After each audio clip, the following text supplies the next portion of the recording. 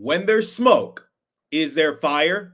Joining me on today's episode to discuss the drama happening up in Vancouver is my colleague over at Locked On Canucks, Trevor Beggs. We talked about the ongoing feud between Elias Pettersson and JT Miller. Are both of them on the trading block, and can one of them make their way to New Jersey? We have a lot to break down in today's episode of Locked On Devils.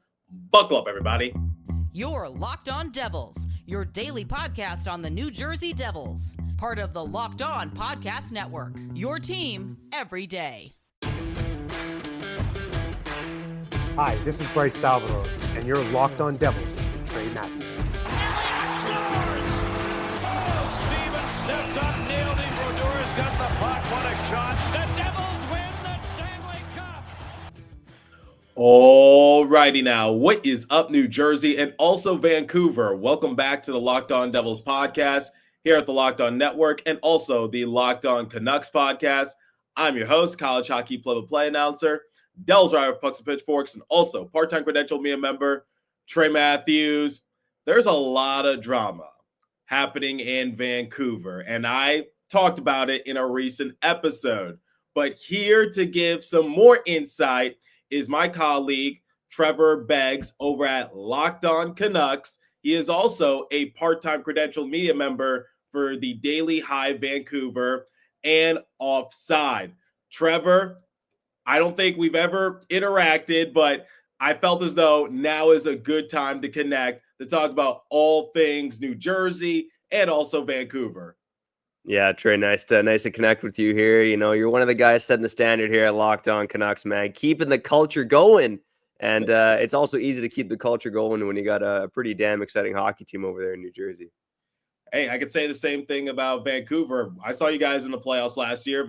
Respectfully, you didn't last long, but it was still entertaining. Love seeing Quinn Hughes try to lead the way. And hey, we got to support one Hughes brother to another. Yeah, no, straight up. And hey, I will say the Canucks were the fifth last team standing. Okay. I think the Devils are in a similar spot 2 years ago, getting ousted in Game 7 of the second round. But obviously, I think both franchises have their sights on bigger goals. It didn't go to Game 7 with the Hurricanes. The Devils were gentlemen swept in the second round. It was they were out in 5 games. I'm thinking of round 1, aren't I? Round 1 against the Rangers. Yeah. That seven games. Overcame a 2-0 deficit, but that was a couple years ago. Let's talk about the present. The name of the game for the Devils is that they need something to bolster their bottom 6. Now, when looking at their bottom 6, there aren't that many consistent contributors. You're going to get someone like Paul Cotter, who's not really going to show up in the score sheet all that often, but he's very physical. Erik Haula is out with injury. Curtis Lazar, he's not really going to contribute offensively. Tomas Tatar, he's not repeating the same success that he saw a couple years ago. Nathan Bastian, a lot of people want him out of town. It's been a complete train wreck when it comes to finding consistent scoring on the bottom 6. Now, here's the thing. Devils discourse have their eyes set on 2 possible targets, but the thing is, both these players would not be on the Devils' bottom 6. They would be on the Devils' top 6, but they're looking for any sorts of positive reinforcement, and that is JT Miller and Elias Pettersson. Now, before we talk about the situation and the quote-unquote beef with Pettersson and Miller, I gave my insight as to what's happening in New Jersey. Can you tell me the insight as to what's going on in Vancouver? Yeah, with JT Miller and Elias Pettersson, it seems to have picked up a lot of smoke, a lot of fire here in Vancouver. And I will say this, and I've said it before on our show, every dayers know, a lot of it is truly just smoke. But that being said, there is something there, because when there's this much smoke, there's got to be something there. And when it pertains to JT Miller and Elias Pettersson, I don't know if there's some big old beef that's causing a rift in the locker room necessarily, but just from being around those guys for the past couple of years, I can tell you, and I think everyone knows, that they are very different personalities, right? They're both, you get to this level, everyone's a very confident athlete, and Pettersson's got this, maybe more of a quiet cockiness, and JT Miller, of course, is more of your old school, rah, in your face kind of guy. And Now you've had Brad Richardson, former Canuck, come out and said Miller's been too hard on Pettersson. Boudreau adding some more smoke to the fire. So there is something there. But we all have, short vision when it comes to these situations, because Elias Pettersson and JT Miller had succeeded in Vancouver for a long time. There's a reason why both players were signed to long-term contracts. And, I truly do believe, a lot of people saying like, well, why would they sign long-term if there's beef? Probably because the beef maybe isn't as big as people are making out to be. Now, I think another wrinkle to the situation is JT Miller took a 10-game leave for personal reasons earlier this season, and no one knows exactly what happened. It did come after he was benched by Rick Tocchet, so obviously there's some rumors going on about that as well. But the fact of the matter is JT Miller hasn't been the same player this season. He scored on a goalie in one game since October. He's got a couple empty netters, and he had a 2-goal game against Sam Montembeault of Montreal. Before that, he hadn't scored since he scored on Tristan Jarry back in late October. So he hasn't been the same player. Elias Pettersson hasn't been the same player for almost a calendar year now. He was the player of the month last January, and then he kind of fell off the wagon after the All-Star break last year. So, I think the best scenario for the Canucks is that these guys just figure it out, because they've both proven to be two of the most dangerous offensive weapons in the league. But it's been a troubling stretch where both guys have looked more like second liners than superstars. Before we continue our discussion with Trevor, let me tell you guys about FanDuel. From the first whistle to the final drive, FanDuel makes the NFL playoffs even more exciting. Right now, new customers can bet $5 and get $300 in bonus bets if you win your first bet. That's $300 to keep the action going. The FanDuel app is easy to navigate, and there are a variety of bets keeping every game exciting. Plus, when you win, you get paid instantly. No waiting around for your winnings, whether you're betting on your favorite team or just looking to add some extra excitement to the playoffs. FanDuel has got you covered. Just visit FanDuel.com to join today and get started with $300 in bonus bets. That's FanDuel.com. Make this playoff season unforgettable with FanDuel, an official sportsbook partner of the NFL. Please remember to always gamble responsibly. Okay, let's get back to our discussion with Trevor of Locked On Canucks. Take it away once again. Now, Elliotte Friedman came out recently and he talked about the situation in Vancouver, and he basically laid out 3 possible outcomes, which is both of them are going to be dealt, business as usual, no one's going to be dealt, or the Canucks are just going to feel it out a little bit, as in they'll put offers out, but it doesn't mean that the trade talks are going to elevate, if you know what I mean. So that's basically the case for any team. But Elliotte Friedman is basically adding fuel to the fire, saying that maybe the Canucks will entertain trading Miller or Pettersson. Now, here's the thing, and I'm glad you brought it up. Contracts. Pettersson is set to become an unrestricted free agent not until 2032. He's being paid annually $11.6 million. JT Miller won't become an unrestricted free agent until 2030. He's being paid annually $8 million. Why on earth would the Canucks even entertain trading away these two players when both of them have a few years remaining? You don't have to make a move right now. I think that's exactly the point, Trey. And, Elliotte Friedman, he sure loves to stir the pot. Sometimes stirring the pot by saying a whole lot of nothing. Either they're both going to stay, they're both going to go, or one of them's going to go. Okay, what are the other options there, Elliotte?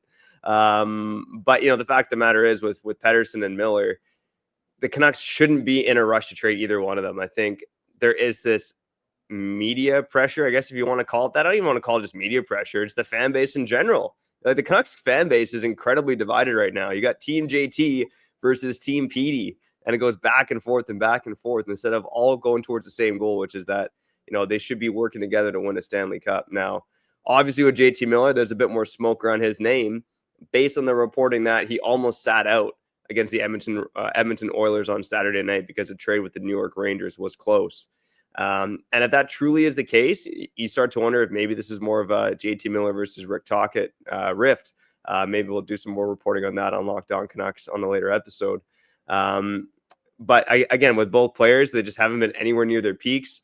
And there's an argument that you're selling low on either guy. So the Canucks cannot be in a rush to make this deal, because I've said it time and time again, and every dayers know, the Canucks are more likely than not going to lose this trade. Now, when I think about the New Jersey Devils, and I know we'll get into it later, I mean, the New Jersey Devils have some pieces that could intrigue the Canucks in a deal. So, again, there could be a deal for one of those players, but it's just very, very rare in the NHL that you see a player of Miller or Pettersson's caliber traded, and the team trading away said player wins the deal. Yeah, I mean, when looking at the Devils, they're running out of assets that can be used in a big-time deal. And I'm telling the Devils front office, be a little conservative when it comes to trading away your pieces, because I know the Devils discourse, and I'm no exception. We want to see the Devils hoist a Stanley Cup in the near future. But right now, they have hit a complete wall, and they've hit a new low. They lost their more recent games to the Philadelphia Flyers and Ottawa Senators, and now they are 2-6-3 in their past 11 games, and they've only racked up 7 out of 22 potential points. Now, at least they got those 7 points in an 11-game span. So at least they're walking away with something, which is why they're not really spiraling out of the Metro. They're still third. They're still in a prime playoff position. But I think it's quite evident that a lot of the fan base wants Fitzy to either make a splashy move or just make some sort of move just to bolster the Devils just a little bit more, because this is a playoff team. But are they Stanley Cup contenders? I'm going to have to say no. They haven't proven to me that they can be a legitimate playoff threat. But obviously, that's months and months away. So this leads into my next question. In your humble opinion, just your personal perspective, do you think Miller or Pettersson will be dealt, or at least one of them? I think it's such a coin flip right now. I would lean towards no. I honestly, and there's so much smoke with JT Miller right now. You listen to every talk show in Vancouver, everyone's saying the trade's inevitable, it's going to happen. And so maybe I got my blinders on a bit. Maybe I'm refusing to believe it. But, you know, Alvin had his press conference yesterday, and he really doubled down on this team and gave them every excuse in the book, saying we've been injured and we've had a lot of go against us and blah, blah, blah. He wasn't really calling out those guys. He gave them every excuse for, you know, their subpar performance so far. And I think glass half full, the Canucks have had a lot go wrong. Miller's been out, Pettersson's been out, Hughes has been injured, Besser's been injured, Hronek's been injured, Demko's been injured. Everyone's been gone, and they're still a point out of a wild card spot. But you watch the team on a night-to-night basis, and they're one of the lowest shooting teams in the NHL. Their defense statistically has been fine, but they can be leaky at the worst of times. They struggle to move the puck. So, I mean, there is certainly an argument for trading one of those guys, but again, I think you got a pretty smart management team with Rutherford and Alvin, who again aren't afraid to make a move, but just the likelihood of winning that trade is so slim that I do have a hard time seeing it happening. Unless it is so untenable in that locker room that they got to make a switch, I think they stand pat. Now, when looking at the Canucks in the Pacific Division, obviously there's a lot of good teams. The Golden Knights continue to be great. They have 62 points. Oilers, 61 points. Let me make this clear. At the time of this recording, which is Tuesday morning, so just putting that out there. Kings, 55 points. Flames, 51 points. And the Canucks have 50 points. They're middle of the pack, so they're not really where the Kraken are, but they're not exactly where the Kings are at either. They're like smack dab in the middle. So do you think the Canucks can still contend for a playoff position, or is that just too far gone? Oh, I certainly think they contend for a playoff position. I mean, look at who they're competing with, right? It's the Calgary Flames, who many expected to be a bottom feeder. The Utah Hockey Club, who were, you know, a bit of a sexy pick to make the playoffs, but they're not scaring anybody necessarily. And then you got the St. Louis Blues. Like, there's not a lot of tough competition there. So I don't see why the Canucks can't sneak into a wild card spot. I think they are, again, they're a middle of the pack team right now, and when they should have been a Stanley Cup contender, but I certainly think playoffs are still on the horizon. And, you know, they could be one of those teams, and maybe I have my Canucks blue and green goggles on again here, but they could be one of those teams that, you know, if they get on a heater, they get into the 8th seed, the stars start clicking again, they're going to be a team that no one wants to really face. Well, we'll see what happens. Like I said, I saw you guys in the playoffs last year and had to support Quinn Hughes, which, by the way, I just got to ask just to entertain the thought. Just humor me. Any chance Quinn Hughes would be available in a deal? Because a lot of the Devils discourse, They want that fantasy, which is all three Hughes brothers on the same team. And I'm sure Jim and Ellen wouldn't mind that either. I know Hughes is the captain. He won the Norris Trophy just last year, but just humor me. Any chance of that happening? Well, it's funny because in Vancouver we have the same dreams of getting all the Hughes brothers together, but I think it's an easier conversation in New Jersey since you got two of them and we only got one. But no, I say there is a 0% chance the Canucks trade Quinn Hughes, but man, oh man, it's gonna be dark for the Locked On Canucks listeners. You're Canucks every day, but if you want to give Devils fans a little slice of cherry pie here, if the Canucks start spiraling out of control, they're not winning hockey games. Quinn Hughes is about 18 months away from being able to sign an extension with the Vancouver Canucks. If at that time, so the Canucks suck for the rest of the season and suck next season, Quinn Hughes is such a competitive guy. I don't think he's going to want to play for a losing hockey team. That might be the time where there is some chatter or some talk about Quinn Hughes going to another organization. And of course, I think the Devils would be the front runner. But I want to believe in Vancouver because he is such a treat to watch. And I'll say this. I went to the Canucks and Flames game as a fan in Calgary on New Year's Eve. And I had a Flames fan beside me talk about how disappointed he was to not see Quinn Hughes and compared watching him to watching Connor McDavid. And, as from a fan in another market to say that, it warmed my cold heart, Trey. It really did. When I spoke to Connor McDavid, he had nothing but nice things to say about all three Hughes brothers. He said that they're all amazing. And the chances of all three of them playing on the same team, I don't think it's going to happen anytime soon. I already knew the answer. I said there's no way the Canucks would trade their captain and also their reigning Norris Trophy winner to New Jersey just to appease a certain fan base. So I'm not delusional. And speaking of delusional, let's just talk about Pettersson or JT potentially being dealt to New Jersey. Now, my personal opinion is that I don't see the Canucks trading away Elias or JT just because it doesn't really make sense from a contract standpoint, in my opinion, because it's like Pettersson and Miller have a few years remaining on their respective deals. You don't have to make a move right now, but let's entertain it anyway. I call it silly season on my show. So let's talk some silly season. Elliotte Friedman said that if one of them were to be dealt away, the Canucks would most likely ask for a center. What would your asking price be for Elias or JT? Yeah, when I look at the Devils roster right now, and the tough thing is, the biggest area of weakness on the Canucks right now is a right shot defenseman, which is where New Jersey could come into play. And I think you're going to shake your head at me, obviously, as we get into this. But let me be clear. The only reason I would shake my head is because this player might have a clause in place. So this player might have to waive that clause in order to go to Vancouver. But I'll hear you out. Yeah, no worries. I mean, I'm talking about Simon Nemec for me. I'm curious who you were alluding to there. I thought you were going to go for someone even bigger, like Dougie Hamilton or something like that. I just said, unfortunately, Hamilton has a no movement clause. So. Yeah, and I mean, obviously Miller does too, but different circumstances in Vancouver there. But no, I think with the Canucks, like you've seen them make these deals in the past, like when they traded Bo Horvat for a package of assets, and then they use those assets to acquire Phil Pronik, right? Defenseman in his mid-20s who can play with the team now. Simon Nemec, obviously a little bit younger than that, but obviously some pretty high potential as well. And coming off, I believe, a 5-point night it was in the AHL the other night. But the biggest weakness on the Canucks is on the right side of the defense. Like their defensive depth after Hughes and Hronek takes an absolute nosedive. Like when those two guys were injured, the Canucks defense was worse than the San Jose Sharks, like bar none. You had Forbort and Myers on your top pair. Carson Soucy struggled. Desharnais, Juleson. It's just been a dog's breakfast. But when I think about a potential deal for JT Miller or Elias Pettersson, I think a guy that Canucks would be interested in would be Simon Nemec. And then aside from that, I mean, the package that might get it started would be something like Nemec and Dawson Mercer. I know Dawson Mercer's been a bit hot and cold in New Jersey as well. 23 years old. Now he's making $4 million.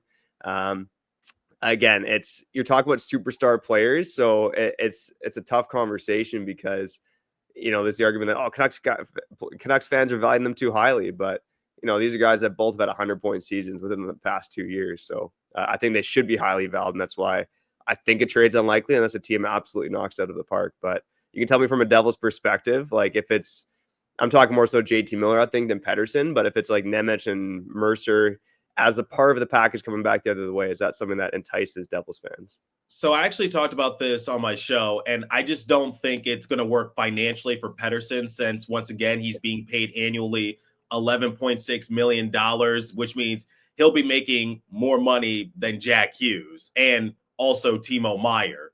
So I don't know how that would work financially, especially when you have to consider Luke Hughes. He's going to need a new contract at the end of this season. Jonathan Kovacevic, who's really come alive with New Jersey, he's going to need a new contract. There's all sorts of factors that come into play here. And when you name Dawson Mercer and also Shimo Nemec, you just named two tradable assets for New Jersey. At least, like, when we're talking about a splashy move, I guarantee you one or those two names will be brought up in discussions. Now, would Fitzy actually go through with it? I don't really know because, like I said, I think the Devils are running dangerously low when it comes to valuable assets that could be used in a deal because Alexander Holtz is now gone. Akira Schmid is gone. Fabian Zetterlund is now gone. You're trading away young assets that you could package together in a deal. And this is something I actually have not talked about on my show yet. It's interesting that you brought up Nemec because recently he's seen his name in the headlines. Not only is he an AHL All-Star, but he spoke to a reporter. In his fairness, this might have gotten lost in translation because the reporter hails from a different country. I'm not sure which one, but basically it translated to like Nemec said it's too early to ask for a trade, but if certain things head the way that they're heading, then maybe he would.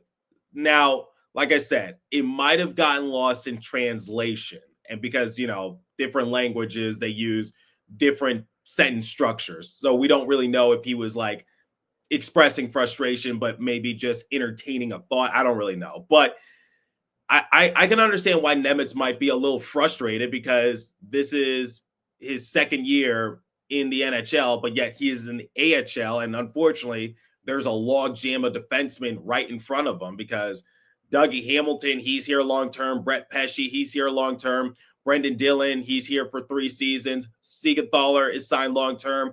Luke Hughes, more likely than not, barring anything catastrophic happening, he'll be here long-term. Kovacevic might be here long-term because Fitzy has come out and said that he's trying to work on an extension with Kovacevic. So honestly, there might not be any room for Nemec in the near future. And if he is brought up to the NHL, more likely than not, he's going to be a healthy scratch. So I think that's interesting that that Nemec came out and said that he might look at a trade or something like that. But I'm taking that with a grain of salt. But he is an AHL All-Star. I can't take that away from him. He had a big 5-point performance not too long ago. I think Nemec would be utilized in a quote-unquote splashy deal. And then for Mercer, he's one of the few players on the Devils roster that doesn't have a clause in place. Like he doesn't have a no movement clause. He doesn't have a no trade clause. He doesn't have a modified no trade clause. And it sort of checks out as to what Elliotte Friedman said recently, which is the Canucks might ask for a center in return for one of those players. And honestly, Mercer's a center, so you might get Dawson Mercer. You would get a project with Mercer because he's been up and down a little bit, but he plays in all the games. He's never been a healthy scratch. He's never been injured. So who knows what might happen. Yeah, and I'm kind of curious, maybe just to give Canucks fans a bit more of a scouting report on Dawson Mercer. I mean, now he's been in the NHL for 4 seasons now. This is 4th season. A career high of 27 goals, 56 points back in 22-23, but seems like he's kind of been on a bit of a downward trajectory, at least in terms of the counting stats since then. And, was playing center. Now he's mainly on the wing. So yeah, maybe give Canucks fans a bit of the pros and cons of a guy like Dawson Mercer, who's 23 years old right now. So for Dawson Mercer, you're going to get an absolute dog. That's why we call him Merce Dog. The thing about Mercer is that he's not afraid to collect the loose change out in front. He plays in all the games, which means like, even though he's struggling, he's still efficient because like I said, he's never missed time due to injury. he's never been a healthy scratch. He is the Iron Man on this Devils team. And going back to his career highs, that was during the 2022-2023 season. A fact about that is that he got off to a slow start, but he really picked it up as the season progressed, and he was on the same line as Nico Hischier and also Tomas Tatar, which is why I think Tatar saw more success a couple years ago, because Hischier is a great two-way player, and he can make the players around him better. Mercer was, I would say, the main scorer on that line, because Hischier focuses more on offense, but obviously he has to focus a lot on defense as well. And Hischier's first instinct is to pass the puck more times than not. It's sort of changed this time around, but this season specifically. But yeah, I think Mercer, he has a lot of untapped potential, and I think Fitzy still believes in him. I don't really know. We'll see if his name is brought up in more trade discussions. But for Mercer, yeah, he's a great player.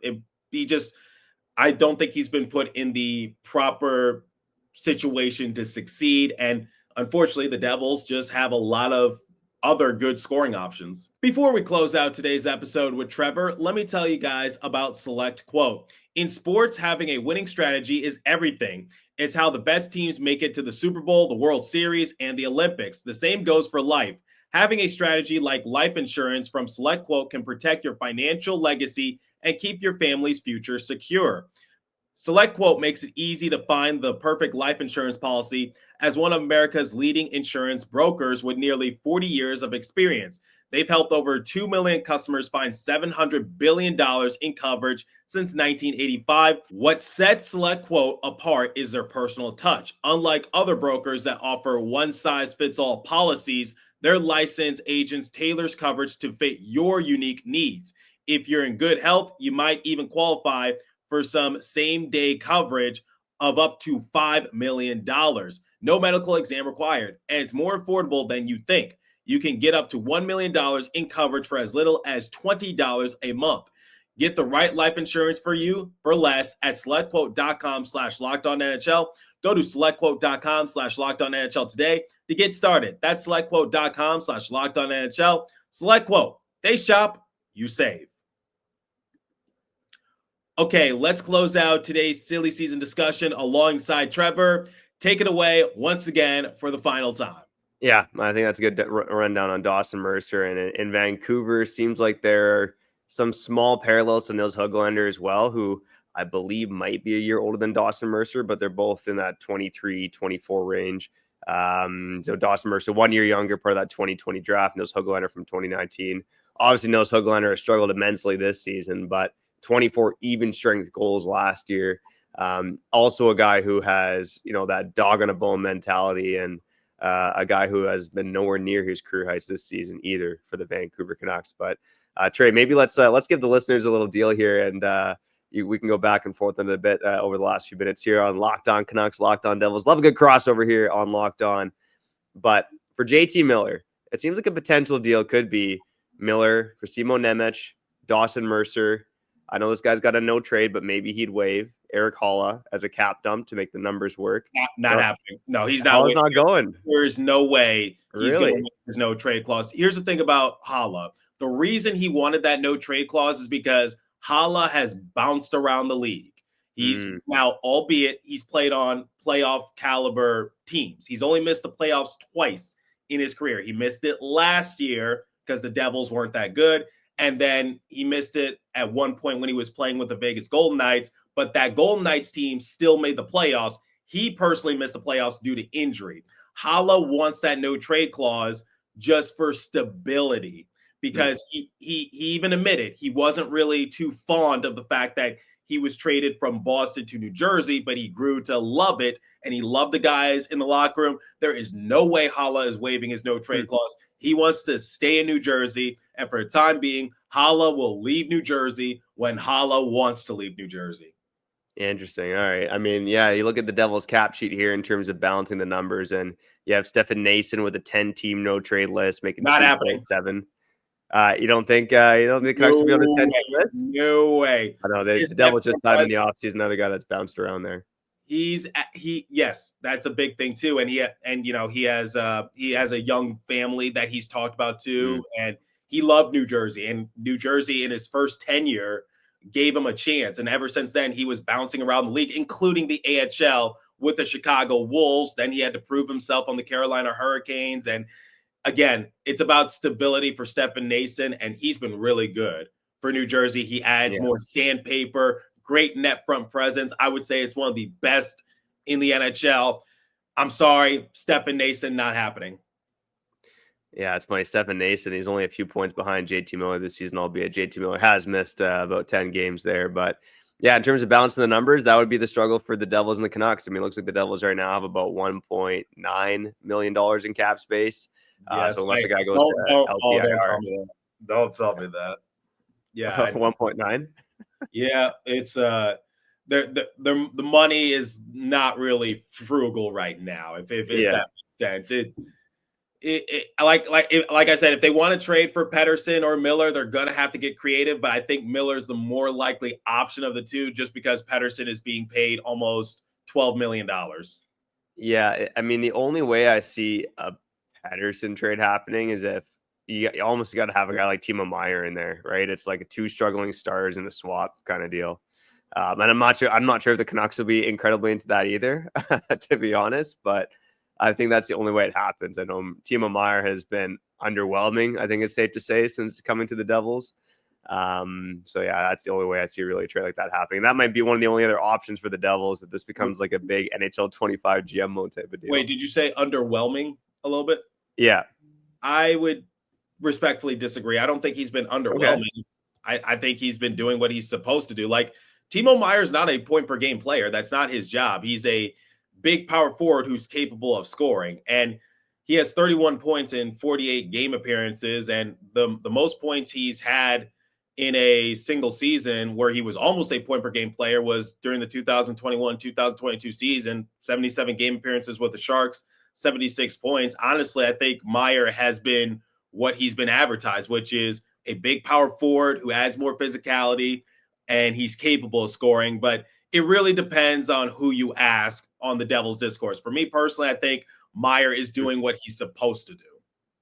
Okay, no, that's fair. I know. Again, you see a guy making 8.8 and not hitting the heights that he hit in San Jose. I think that's part of it. Again, it's an interesting world we live in now, where you know what all these guys make. That wasn't the case, obviously, 20 years ago. I think the reason is because you are right. Like, why is he making that sort of money? It's because if the Devils didn't offer him the money, you can best believe there would be another team banging on the door for Timo Meier, because players of his body frame who are capable of scoring, they don't grow on trees.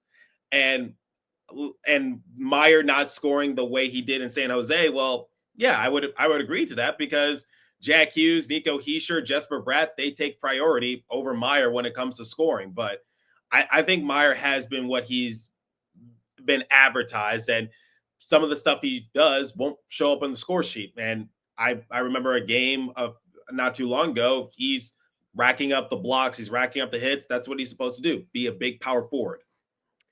Yeah, no, that's a fair assessment of Timo Meier, and hey, that's why you got to listen to Locked On Devils, because Trey Matthews, you're the expert, buddy. Maybe one last final question for me as we wrap up here on the crossover here of Locked On Canucks, Locked On Devils. We couldn't get a deal in place, at least something that works cap space financially. Do you got any other suggestions for you, Trey?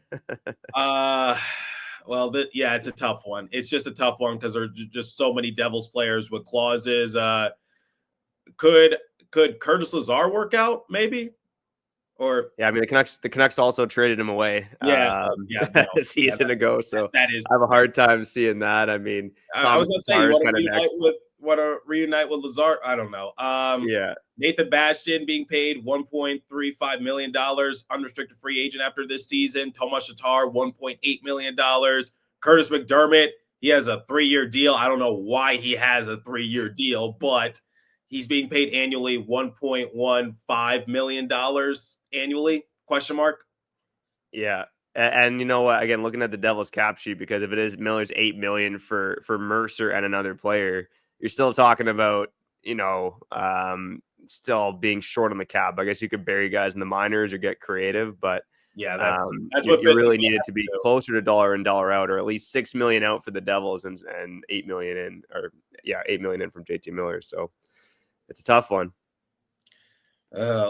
Unfortunately, guys, we couldn't come to a deal, and I think that's exactly how it's going to go down if the Devils and Canucks try to negotiate something for Miller. It's not going to happen, in my opinion. I think Miller and Pettersson will stay put in Vancouver. Still want to entertain the thought, but I'm sorry, Trevor. What were you going to ask me?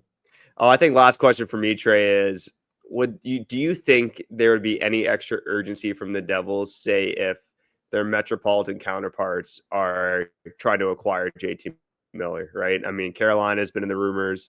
New York, the Rangers have been in the rumors, obviously, too. Do you think that would, I know Tom Fitzgerald, he said it, he wants that extra oomph in his lineup. JT Miller brings that oomph.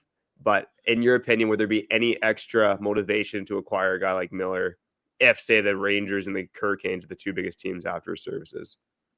There was a trade in place for Miller, right? And it fell through. For the Rangers, reportedly, yes. Reportedly. Okay. Well, I'm going to say no. It's because the reason being is like if Pettersson and Miller are dealt to New Jersey, we just did our discussion, which is you're going to have to gut one of your core players. Then I think for Devils is like, look, they do need to go out and make a move. Now, does it have to be for Pettersson or Miller? I'm going to say no, not really, because I always say you can find cheaper options elsewhere. Like people wanted the Devils to get Brady Tkachuk over the summer. And I said, that's not going to happen. If the Senators even entertain the thought of trading away Tkachuk, you're going to be at the Senators' mercy, which means you're going to have to give up an arm and a leg because you would be guaranteed a few seasons of Tkachuk. So, and I said, you can find physicality elsewhere. And the Devils did. They got Dylan, they got Nason, they got Carter. All three players, not really that expensive in the grand scheme of things. So when it comes to Pettersson and Miller, yes, the Devils do need more scoring. But remember, they need bottom six scoring. They don't need more top six scoring because the reality of it is if you trade for someone like Miller, he's going to be on the same line as Jack Hughes. You move Andre Palat to the bottom six.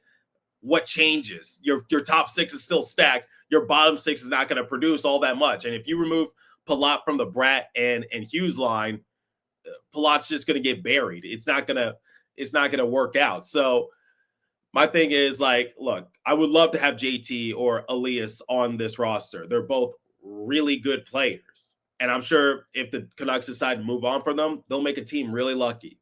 But I just don't think it's going to happen in New Jersey. Yeah, best thing that can happen for Canucks fans is that Miller and Pettersson figure it the F out and get back to being what they were for this team 12 plus months ago.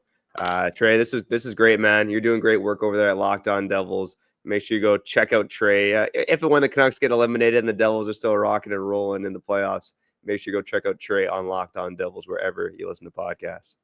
Thanks so much. And Trevor, where can my audience find you at? Yeah, you can find us on YouTube, of course, at Locked On Canucks. I mean, I always tell outside listeners that, sports is all about escapism, and there's nothing like escapism than listening to talk about the Vancouver Canucks, because for better or for worse, we tend to be one of the most in the news teams in the NHL. Never a dull moment in Vancouver. So you can find us on YouTube wherever you listen to podcasts. You can find me on Twitter at Trevor Beggs. You can find my co-host doing 80% of the work on the show, Kyle Bowen. He's on Instagram at Kyle Bowen, BHAWAN. Well, Trevor, this was a lot of fun. And like I do to close out every episode, continue to stay safe. Have a wonderful day, New Jersey, and also Vancouver. Go Devils. And on Trevor's side of things, go Canucks. I will catch you in the next episode of Locked On Devils. Trevor will catch you in the next episode of Locked On Canucks. Enjoy the rest of your day, everybody.